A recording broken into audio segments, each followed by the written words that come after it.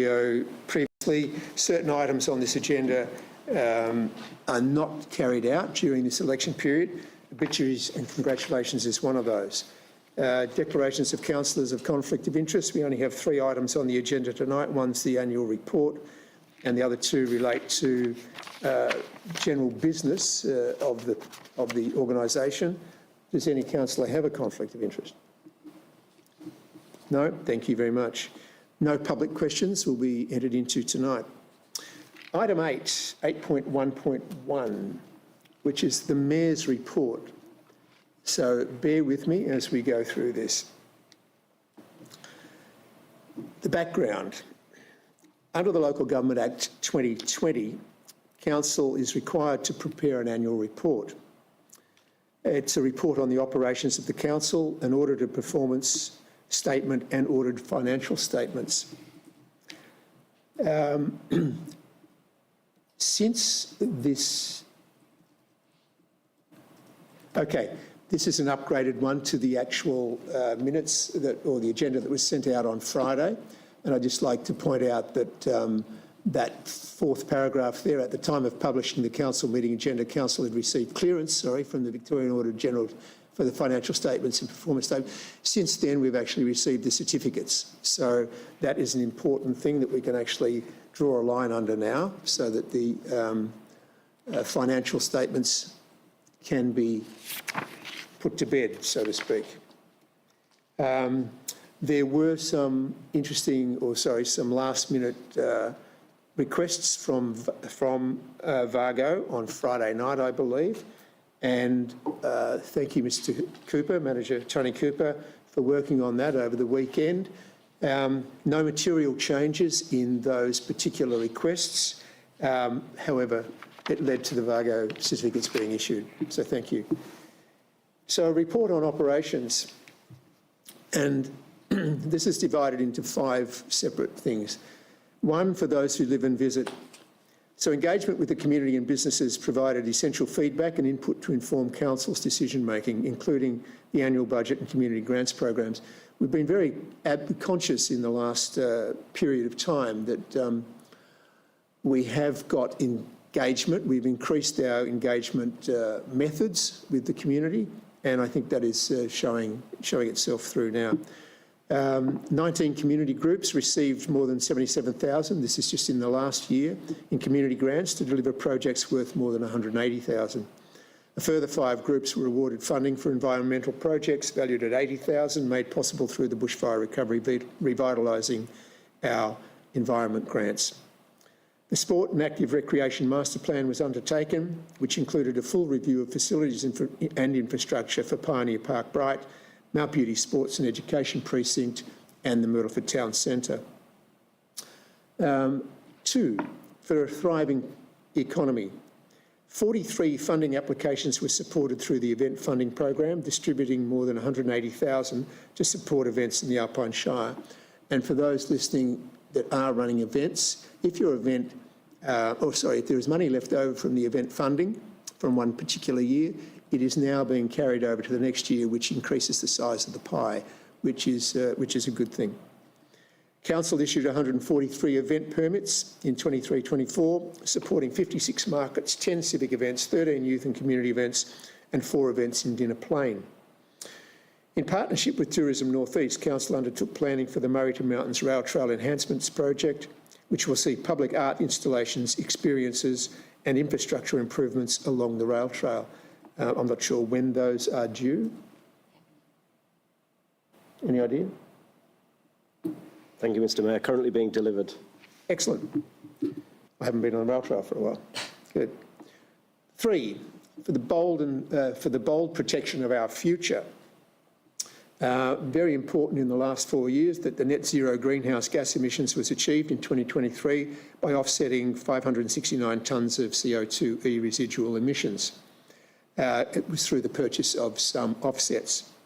Curbside food and organics FOGO collection was introduced on the 1st of July 23, successfully diverting organic waste from Lancefield, and capping works at the Pulpunka transfer station were completed to ensure historic landfill is capped to the ever-changing Environment Protection Authority best practice management standards. 4, for the enjoyment and opportunities of our lifestyles. A planning permit was issued in November 23 for a staged multi-lot subdivision in the Bright Valley development, which has been on everybody's lips for the last 2 years, possibly. A neighbourhood character study was developed for all townships, ready for public consultation, and it says there in early 24-25, but I would like to put in there that it is in the next term of council. Great Alpine Road Western Gateway Trees Heritage Overlay Bright was completed, ready for adoption early in the next council term. A planning scheme amendment will be progressed to implement the heritage overlay. Land development strategy was finalised, ready for adoption early in the next council term. Detailed designs for Alpine Better Places Harriettville were completed, which will deliver trail connections and upgrades and new public amenities and car parking at trailheads. 5, for the strong and informed leadership. Council launched the Engage Alpine online engagement platform in mid-October 23, and the platform has attracted many members and has hosted a broad range of engagement projects throughout the year. The platform provides a valuable addition to Council's traditional engagement and communication methods. For a lot of those in the audience tonight, a new enterprise agreement was negotiated and voted on by the staff during 23-24, with the agreement approved by Fair Work Commission in April 24. Council has continued its advocacy and participation in regional partnerships and groups, as evidenced by our tri-council meeting held in Beechworth recently. The governance report, this section of the annual report is required under statute, requires some statutory information.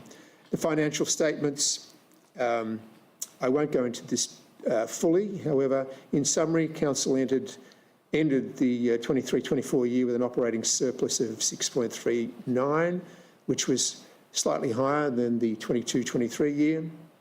The 23-24 annual budget projected a surplus of 2.67, which is 3.71 lower than the actual result. That's due to the receipt of some of the grant money that comes in.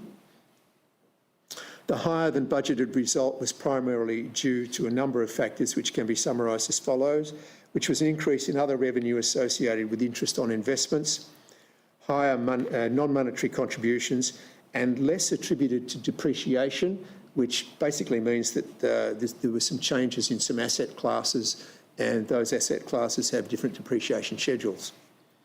The total comprehensive result for the financial year is 57.22 mil.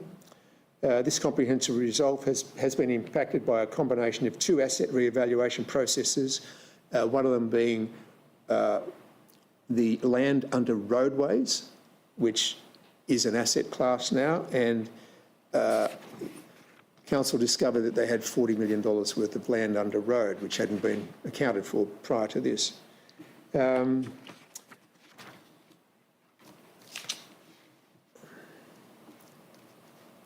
And some of that is accounting practices, and one of those was then had been previously unrecorded assets being added to the register and defined as a prior year error. So it basically pushed it back into 22-23, and so the 23-24 figures and books will look quite correct. The income statement, altogether Council received 40.75 million in income, which is a combination of rates and the various charges and service fees and grants, which was 2.3 million favourable to the budget projection. Key variances, grants, we just go into that. Council received total operating grants of 4.71, which was unfavourable simply due to a timing factor. Grants in capital, Council received total capital grant income of 6.37 million, which was 0.7 more than the budget, due to the recognition of revenue related to a number of capital projects where works have not been completed yet. Milestones have been achieved. My understanding is that some of that income wasn't recognised until some projects had actually been finished, whereas I think a better accounting principle is as you're paying for the bills for something to be done, that's when we should be recognising that money coming in as income. Contribution non-monetary.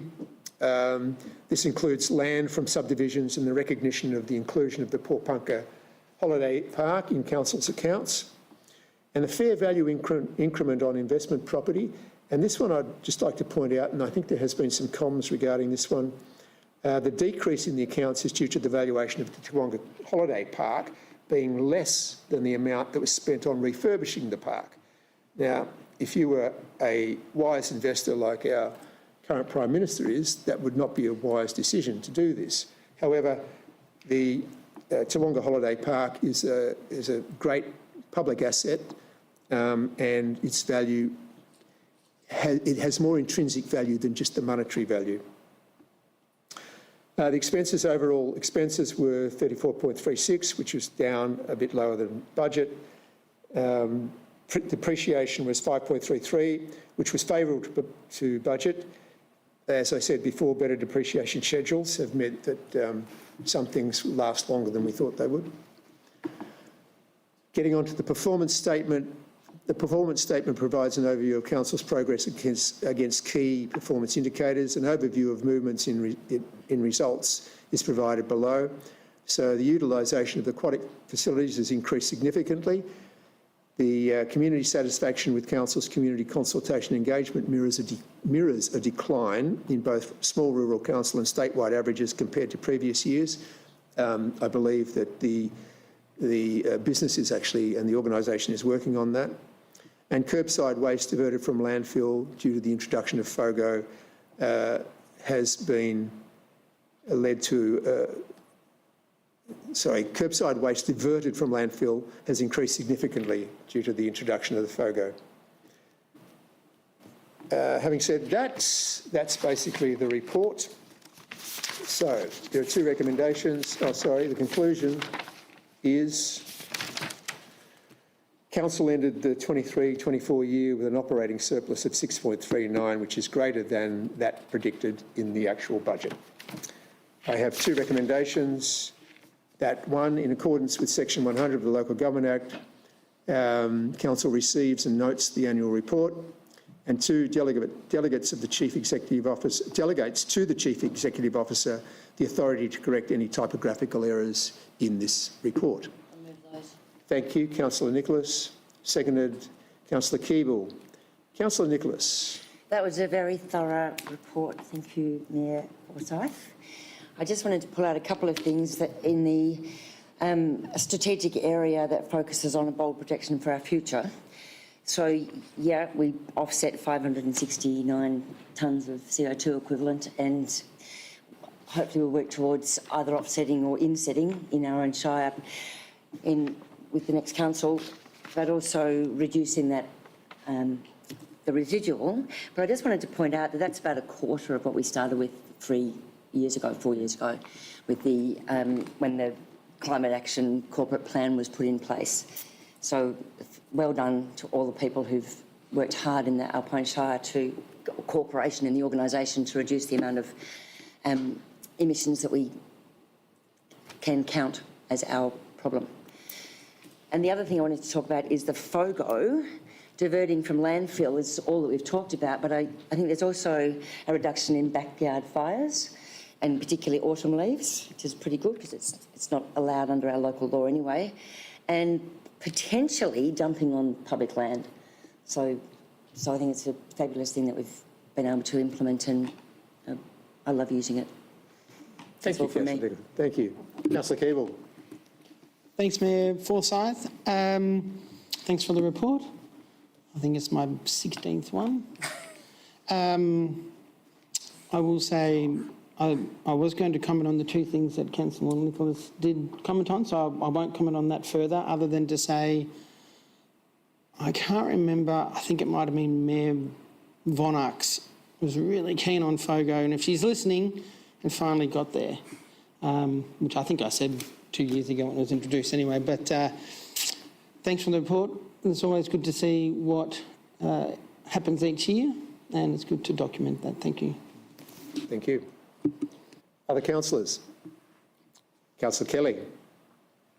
Thanks, Mayor. And I'll, just to add to Councillor Bon Jovi here on the right, I think in all seriousness, a big thank you to many in the gallery here tonight, because it's a tremendous work program by a small population in a quite dispersed geography. So to deliver these services and to get some of these results is not without a lot of focused effort. So a big thank you to the employees of the Alpine Shire Council for delivering that. Thank you.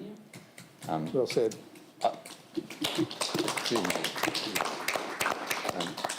I've always banged on about the 3 Rs because I do think that's pretty important for local government, and the rubbish one is really a significant achievement. Almost 75% of curbside waste has not gone to landfill in this financial year. That's a terrific result.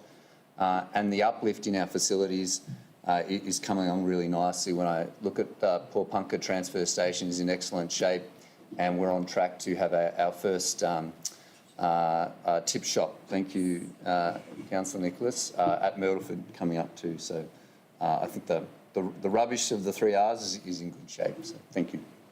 Excellent. Yes, Councillor Prime. Thank you, Mr. Mayor. I don't want to repeat too many things that have been said, but a big thanks to the team. I think, like Councillor Kelly said, for a small shire, a small regional shire, we do pretty well. And I think, and again, sorry to repeat all the FOGO stuff, but a lot of pushback at the start, and lots of discussion in the community and online. And I think we've commented many times how well it's been embraced by the community. Which we're really happy to see. So thank you to everyone. Councillor Janus.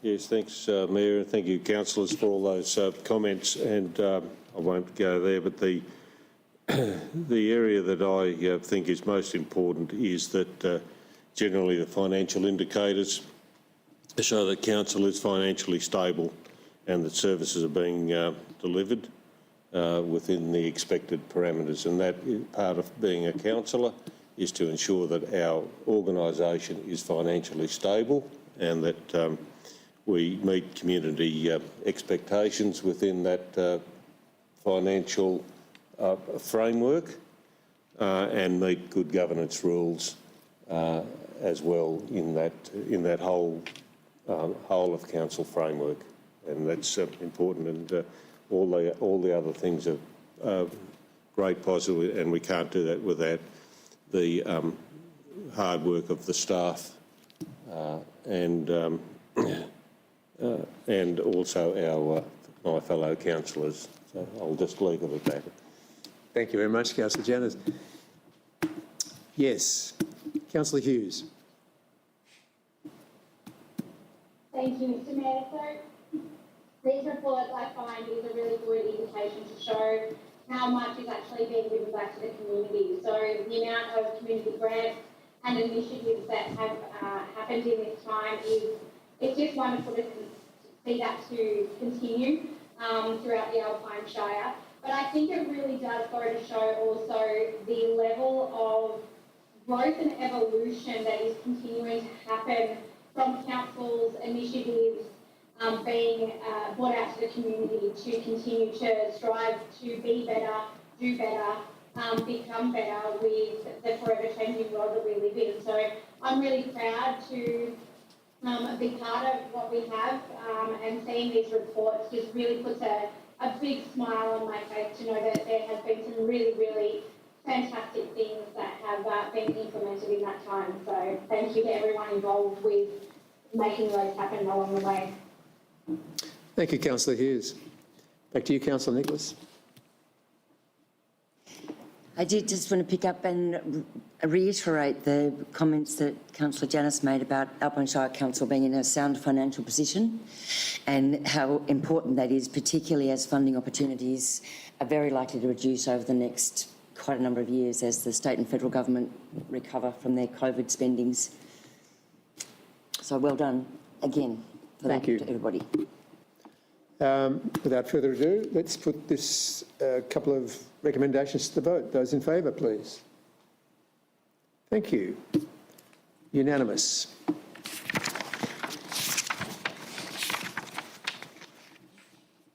Moving on to item 9, presentation of reports by officers. Our Director of Corporate and Community, Ms Natalie Cook. Thank you, Mr Mayor. Instruments of appointment and authorisation are an important means of council ensuring that its officers are appropriately authorised under the relevant acts that council administers. This report provides for 2 permanent appointments to council's statutory planning team. So the recommendation is that council exercises its powers under the Planning Environment Act to provide those authorisations, and that the instruments be signed and sealed at the appropriate stage in the meeting. Thank you. Could I just ask one simple question? I think it was put to you at one other council meeting as to why these need to come to council and couldn't just be delegated to the CEO. Could you explain that, please? So there are a range of acts that council administers, and certain acts require the council administers provides delegation to the CEO, and the CEO further provides that delegation down to staff. The Planning and Environment Act is not one of those. The delegations and the authorisations are provided directly by council to the staff. So these ones need to come to a council meeting. Thank you for that clarification. Could I have a mover and seconder, please? Councillor Kelly, Councillor Prime. Everybody wants to put your hands up tonight. I know. Thank you, Councillor Kelly. Thanks, Mayor. Just a quick question from me, Director Cook. The annual report, which finishes at the end of the June, did state there are vacancies in our statutory planning group. Obviously, there's 2 appointments that reflect this agenda item tonight. Does that mean we've got a full contingency of stat planners now? What's the status there? Almost. We are about to go out to recruitment for yet another statutory planning officer. So should we be successful in finding an appropriately qualified person, then we would have another statutory planning officer as well. We are also in recruitment for our manager statutory services, regulatory services, and that recruitment's ongoing. So we will have a new appointment to the management role as well. Great, thank you. Councillor Prime? No. Okay. Any other queries from any councillors? No. Let's put these recommendations to the vote. Those in favour? Thank you. We're all in agreement. 9.1.2, the Audit and Risk Committee meeting minutes from the September meeting and a special October meeting. Thank you, Ms Cook. Thank you, Mr Mayor. The purpose of this report is to present the minutes of the Audit and Risk Committee meetings held on the 20th of September and the 8th of October. There was only one item presented to both of those meetings.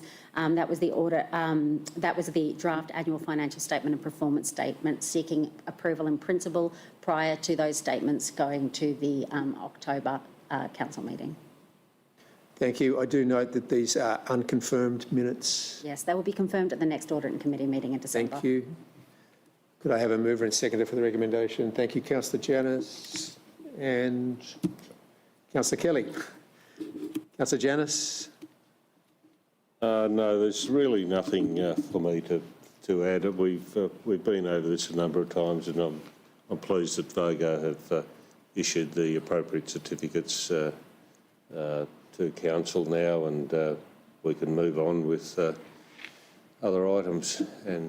And thank you to Mr Cooper, who is in the room, our finance person, who's done a pack of work to bring it up to this point, and is working closely with the auditors as he goes forward.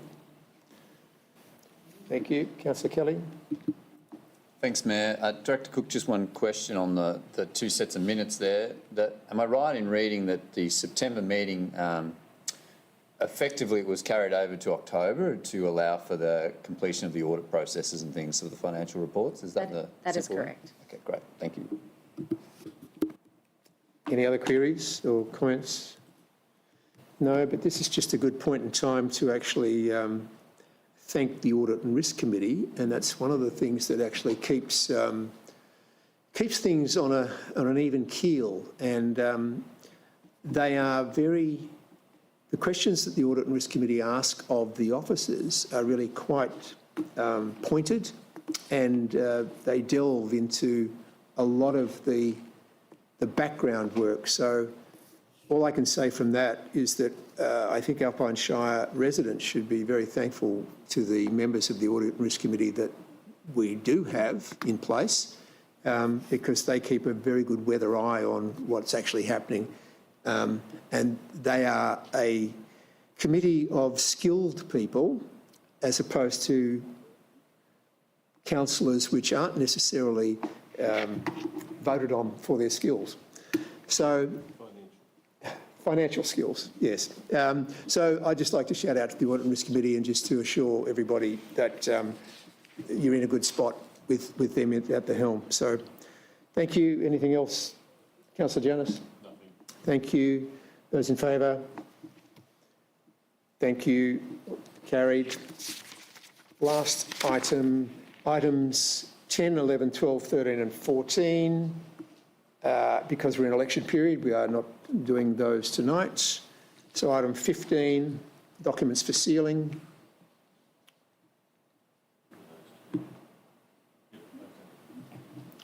We have a mover and a seconder. Councillor Janus and Councillor Keeble. Those in favour? Bon Jovi. Thank you. That's carried as well. And it gives me great pleasure to turn the microphone off so that I can say